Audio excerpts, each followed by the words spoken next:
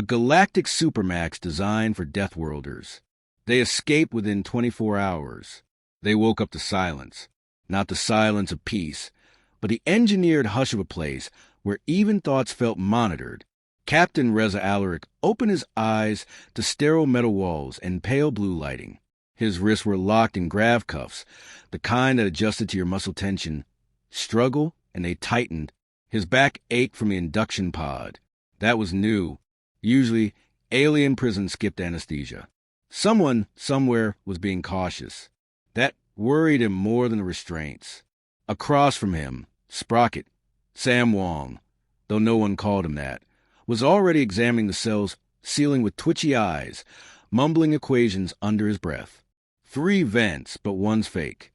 Air's real cold, though, probably circulating through a gel cooler. Means there's a core nearby. That's good, or bad. Depends on your outlook. Morning to you too, Sprocket, Reza said, voice low, controlled. From the bunk to his left, Lena Morales stirred and sat up slowly. Her dark hair was braided in tight rows, but sleep and stasis had loosened strands. She blinked as if decoding the room rather than observing it. They separated us from the others, she said. It's just us 4. That's intentional. Cultural containment. They fear contamination. Can't imagine why. Boomer called from the far side of the cell. His grin was too wide for someone whose face was bruised and whose jumpsuit bore the crisp logo of Tartarus. A stylized black hole devouring a planet. Morning, amigos. Anyone else get the welcome slideshow about how we're too dangerous to integrate with galactic civilization? Real feel-good stuff. Reza stood, testing his legs. Gravity was Earth normal. Also intentional. Status check, he said. Any injuries? Only to my dignity, Lena muttered. Ego's fine. Ribs might be cracked, Boomer said cheerfully. No tools, no tech, Sprocket added. Clothes are smart thread with embedded lock nodes. Can't tear, burn, or strip them for parts. Very rude, honestly. They were in Tartarus. The name was a metaphor. It was the galaxy's most secure prison, built specifically to contain Deathworlders, organisms from planets so hostile they evolved by surviving the impossible. And humans were at the top of that food chain. The message was clear. You're clever, violent, and too adaptable. So we made something even you can't escape. A smooth chime echoed through the room. A holographic warden appeared, featureless and vaguely humanoid, with a voice like sand over metal. Welcome, Homo sapiens. Your species has been categorized as Class 10 threat entities. You are hereby confined indefinitely under Protocol Omega Red, as determined by the Galactic Concord. Any attempt to escape will result in immediate neural disintegration. Boomer applauded. Wow. Straight to the death threats. No small talk, no cafeteria menu. The hologram ignored him. You will remain under isolation conditions. You are being observed by over 700 AI subnodes across multiple spectrums. Your cell adjusts to environmental triggers. Do not test it. You are not special. The light faded. Lena exhaled. Thoughtful. Interesting. They used the word special, unprovoked. That implies defensive framing. They fear us more than they want to control us. You're reading insecurity from a war crime announcement? Sprocket asked, eyebrows raised. Reza stepped toward the wall, watching the way the light subtly bent away from his presence. Sensors. Dozens of them. He waved a hand slowly, no change. We've been studied, he said. They know human psychology. But not enough. They've overcorrected. Sterility, silence, routine, they're treating us like systems, not creatures. Poor move, Boomer said, flopping back onto his bunk. We're really bad at routine. Sprocket crouched by the floor grate. Hey, boss, you'll love this. Reza joined him, kneeling. The grate wasn't bolted or magnetic, just pressure-sealed. No tools in the cell, no leverage, unless you had a mind like Sprocket's. You notice something? Reza asked. I noticed that the cooling system they're using, it's overcompensating. There's a tiny vibration about every 6.8 seconds. That means there's a pulse pump somewhere nearby. And that means maintenance drones. Reza frowned. You think we can hijack one? Can't say yet, but I do think it means we're not fully isolated. You don't run a place like this with only AI. Something has to crawl into the walls when things break, and that something can be very useful. Boomer leaned over. So, what? You're saying we rat our way out? I'm saying, Sprocket grinned, that the smartest minds in the galaxy still underestimate rats. Lena stepped beside them, her voice soft but clear. This place is a monument to fear. They build it not because we're violent, but because we're unpredictable. What they don't understand, they over-design for. And over-design means inefficiencies. She placed her hand on the wall. Fear makes systems rigid. And humans? We break rigid things. Reza looked around the cell once more. To most, it would seem inescapable. To him, it looked like an equation waiting to be solved. All right, he said. We're not waiting for rescue.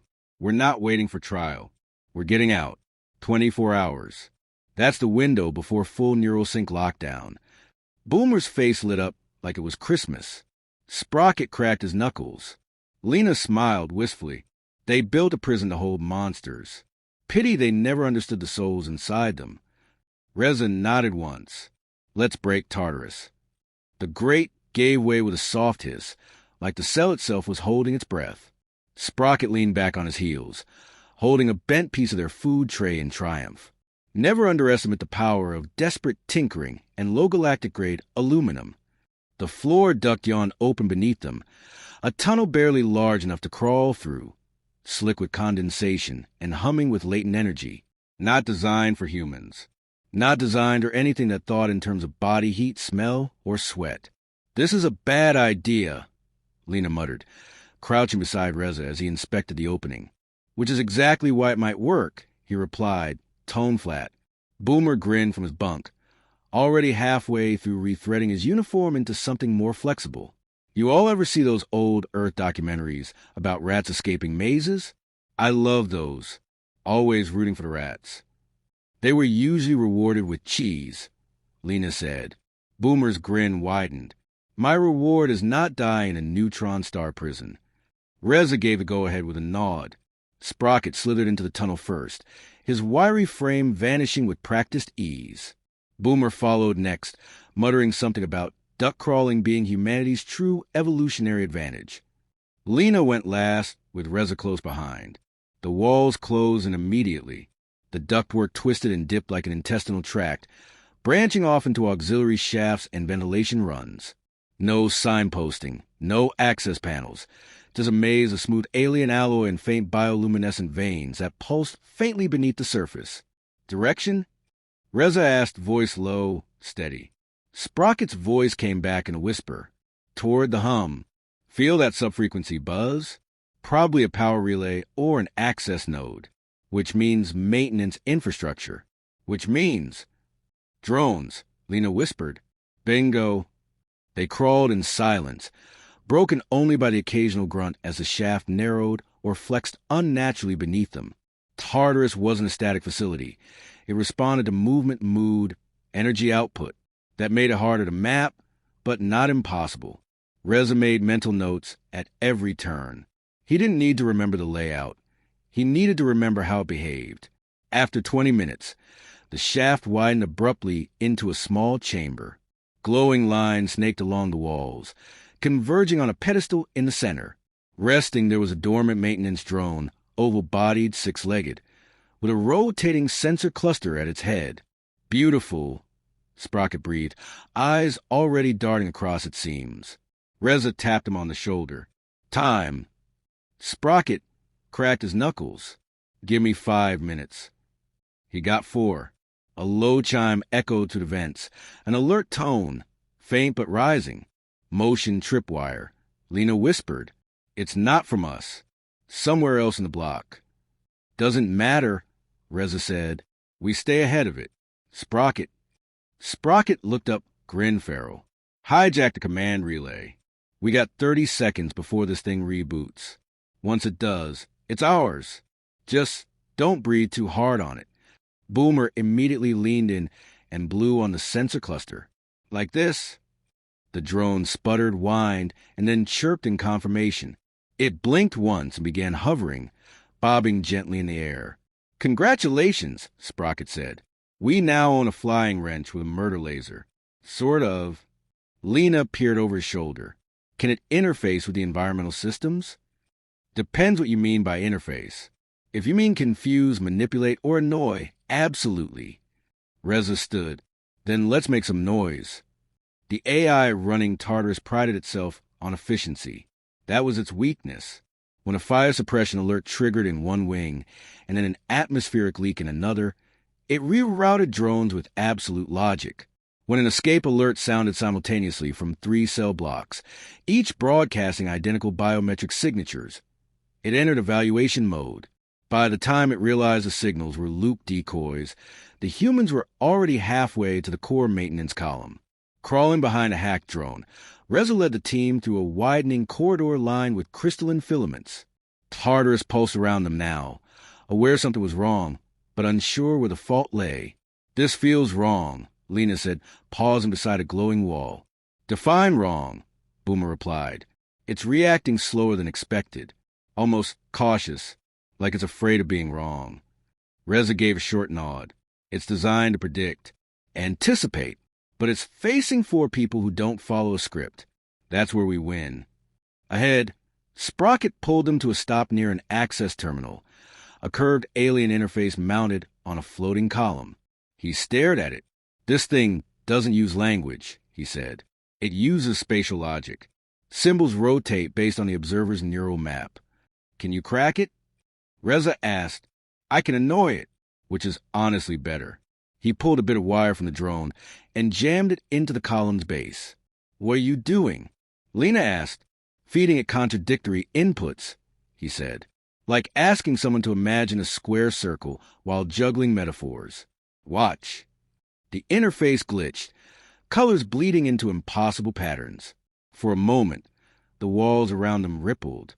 "That shouldn't have worked," Lena whispered. "But it did," Reza said. "Keep moving." By the time they reached the vertical conduit, what Sprocket dubbed the spinal shaft, Tartarus had descended into subtle chaos. Drones buzzed erratically through other corridors. Lights flickered. Pressure in the upper wings destabilized. Reza looked up through the shaft's central column. It rose for what looked like kilometers toward the administrative nexus. "No going back now," he said. Boomer cracked his knuckles. "I wasn't planning on it." Lena glanced at Sprocket. "You have a plan for climbing that thing?" He smirked. "Nope." Then he reached into the drone's side panel and yanked out a coil of fiber thread. "But I do have experimental zero-friction cable. I think." Reza raised a brow. "You think? 50-50 chance." "That's worse than no plan," Lena muttered. Sprocket grinned. "Welcome to humanity." The zero-friction cable should have made the climb easy. It did not. Reza hung from the fiber thread, boots pressed against the curving walls of the shaft, muscles tight. The conduit wasn't straight. It bent in graceful arcs, sometimes shifting under their weight, like the prison was second-guessing its own design. "Give me one good reason we didn't just ride the drone," Boomer grunted from below. "Because it maxes out at 70 kilos, Sprocket called down, voice breathless. "And you, my friend, have been sneaking protein rations. Muscle is a privilege, nerd." Reza tuned out the banter, focusing on the route above. The shaft narrowed into a junction sealed by a translucent membrane. Behind it, shadows moved, sharp-edged, deliberate. Not drones. Not guards. Sensors with judgment. He whispered into the comlink embedded in his collar. "Lena, what are we looking at?"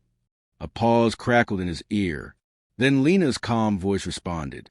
"It's a tri-layer scan veil. Thermal, EM, and neural signature. Anything alive passes through, it flags. Options. You can't fool it with decoys. But..." Reza heard the pause in her tone. Not hesitation. Calculation. "You can overload it. Briefly."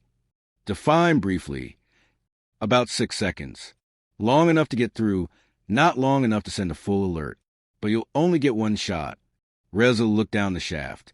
"You hearing this?" "Loud and clear," Boomer said. So we blow the scanner, get zapped, or both? I can pulse the drone, Sprocket offered.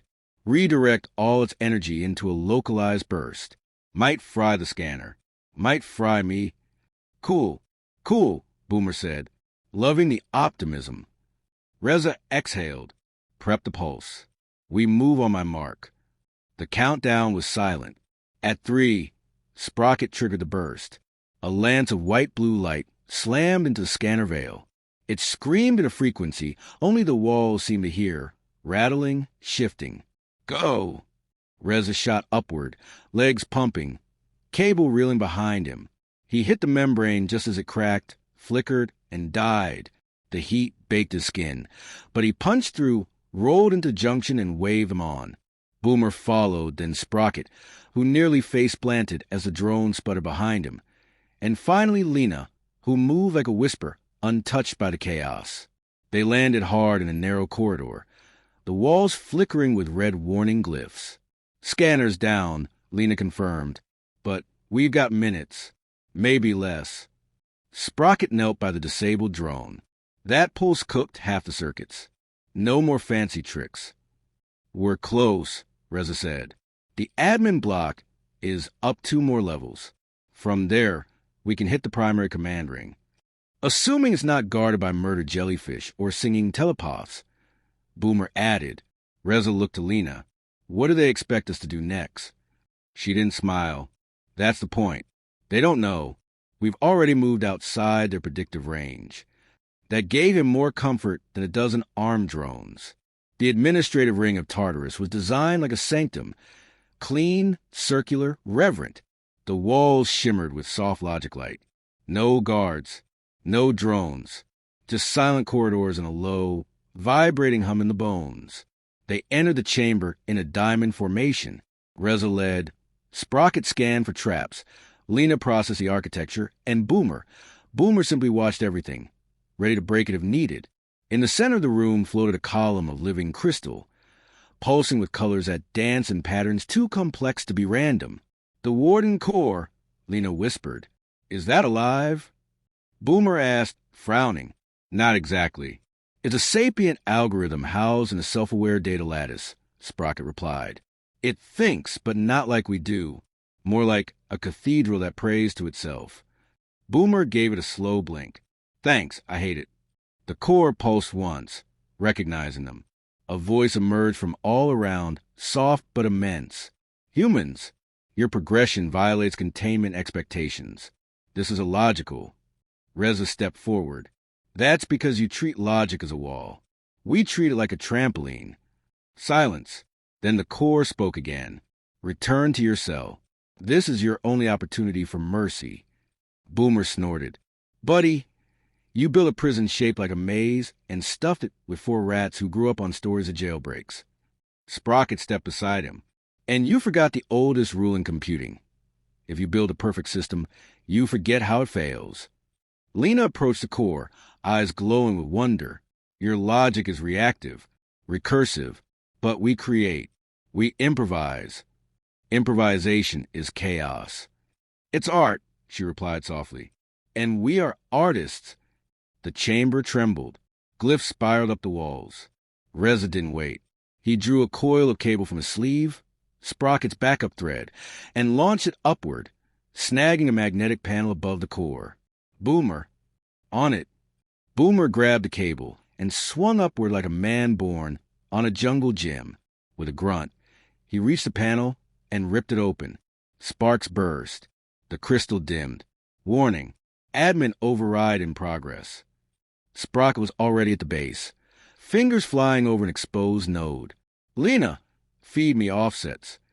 71 left, 14 up, then transposed by Fibonacci. What kind of override system uses math poetry? One designed by people who fear imagination, she shouted. Boomer roared overhead. The core is retracting. Reza joined Sprocket at the base. Shut it down or take control? Sprocket met his eyes. We don't shut down the prison. We reroute it. The core shrieked. This facility is no longer yours to command. Sprocket's grin returned. Welcome to improvisation protocol. He slammed the final node. The light surged. The chamber inverted. Ceiling becoming floor. Walls shifting, reality bending. Then, silence. A soft ping echoed. System authority transferred. Protocol rerouted. Human improvisation accepted. Boomer dropped from the ceiling, landing with a thud. I think I just won a game I didn't know I was playing. Reza stood slowly. Is the way out open? The wall ahead dissolved, revealing a long corridor bathed in starlight. Beyond it, open space. Docked ships. Freedom. Lena exhaled, almost a prayer. They never believed we'd get this far. Reza stepped forward, jaw tight with purpose. Then let's make them believers. The corridor yawned open, awash in soft blue starlight and the hush of cold, mechanical air. The team stood at its threshold, blinking at the impossible sight before them. Docking rings, 10 of them, stretching like ribs around the outer spine of Tartarus. Each berth held a vessel, sleek and strange, alien curves and sharp edges gleaming with idle energy. Well, Boomer muttered, either that's our ride, or the trap that ends with us being vaporized into molecular salsa. Sprocket whistled low, scanning the hangar from left to right. These aren't security patrols. They're diplomatic shuttles. Observation class. No heavy weapons, just sensor arrays and minimal crew systems. Why would a prison need diplomatic shuttles? Lena asked, stepping forward, voice hushed with awe. Same reason Tartarus studies its inmates, Reza replied. It doesn't just contain us. It learns from us. And when we stop being predictable, it reports back to whoever built it. Lena blinked. You think someone's watching us right now? Reza didn't answer. He didn't need to. They chose the smallest ship, sleek, unassuming, fast. A survey vessel, light on defense but loaded with stealth tech. Reza took the pilot's seat without hesitation, fingers flying over the interface, as if he'd flown it before. He hadn't, but flying was just another kind of improvisation. Engines start up in 3 minutes, he said. We'll need a clean launch trajectory. Sprocket, feed me any gravitational distortions or intercept windows. Already spooling. Give me 90 seconds. Lena sat behind him, interfacing with the ship's systems. Her mind thrummed in sync with alien code. It's alive, she murmured. The ship. It's not just responsive, it's curious. That's weird, Boomer said, strapping himself into the nearest crash harness. I like it. Weird means it's thinking outside the box. Like us, Lena said, almost smiling. An alarm warbled across the hangar. A heavy one. Final defense protocol. Red lights flared. The docking ring began to rotate, shifting the entire platform toward a launch aperture that doubled as a last-ditch containment vector. Someone knows, Reza said quietly. They're trying to seal us in. Boomer's knuckles popped. We leaving quietly or loud? Reza glanced at him. Loud will be faster. Boomer grinned and bolted out of the cockpit. In the hangar, mechanical turrets unfurled from hidden recesses like blooming steel flowers. Boomer moved like a storm, fast, deliberate chaos. He grabbed a plasma cutter from the shuttle's utility locker, then sprinted into open space like he was made for it. Sprocket watched from the monitor. He's going to get himself vaporized. No, Reza said, eyes never leaving the control panel. He's going to buy us 12 seconds. Boomer slid beneath the first turret as it rotated to acquire him. He ignited the cutter mid-roll, slashing through its actuator stem. Sparks and twisted metal danced around him. One down. He turned and threw the cutter right into the intake port of the second turret. It exploded in a small, brilliant flash. Sprocket called out, "Windows opening. We got a clear path in 7 seconds." Boomer bolted back toward the ship, grinning, blood trailing down one arm. 12 seconds. Told you. The shuttle launched like a comet, jettisoning from the hangar in a violent blur of light and speed. Tartarus rotated behind them, shrinking, still majestic, still humming with cold intelligence, but suddenly beaten. Inside the cockpit, the team sat in stunned silence as the stars stretched around them. Then Reza spoke. We're not safe yet. We're inside a classified sector. Anyone receiving this signal will assume we're an enemy. I can spoof an identity packet, Sprocket offered. Something mild. Something bureaucratic. Reza smiled faintly. Make it annoying. Something they want to ignore. On it. Lena stared out the viewport. We're really out. Physically, Boomer said. Mentally, I'll still wake up expecting a force field wall for a few weeks. I'll take that over the alternative, Sprocket replied. They laughed. Too loud, too tired, but it felt earned. Hours later, with Tartarus a distant glimmer behind them, Reza called a quiet meeting in the cockpit. We made it out because we worked together, improvised, adapted, and now we have something no one else does. He tapped the ship's console, pulling up a holographic map of the sector. Dozens of red dots appeared, each one marked with an alien glyph. What are those? Lena asked. Copies, Reza said. Other facilities. Other Tartarus-class installations. Monitoring more than just humans. Each one is a test chamber. Who built them? Boomer asked. That, Reza said, is our next question. Sprocket leaned back. So we're not just escapees. Reza nodded. We're witnesses. And we're proof. Lena's voice was quiet. Proof of what? Reza turned to her, gaze steady. That humans don't fit in boxes. Not even ones built by the galaxy's smartest minds. Boomer chuckled. Guess they'll have to rewrite their manuals. We should help them, Sprocket added.